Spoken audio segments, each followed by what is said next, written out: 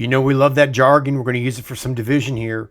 So whenever we have, like, say, horizontal division, like to the left, or vertical division to the right, we have some names of things. So first thing is, the first number is the dividend. Let me spell that correctly.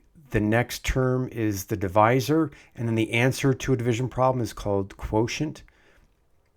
Again, if you do it the other way, if you do it vertical division, top number is the dividend, bottom number is the divisor, and then the answer is still a quotient. Now, I want to add a few things here. Quotient, of course, is the killer term here. Quotient, you'll see again and again and again. Man, all the way through calculus, they love using it word problems.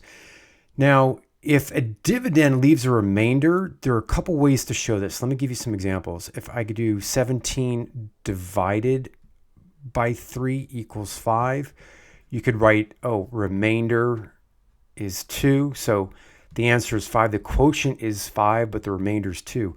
Another way of rendering it is, this way. 17 divided by 3 is 5 2/3, using a mixed number to render that. So just keep in mind, there's actually even more ways to render it, but these are the two most common. Good luck.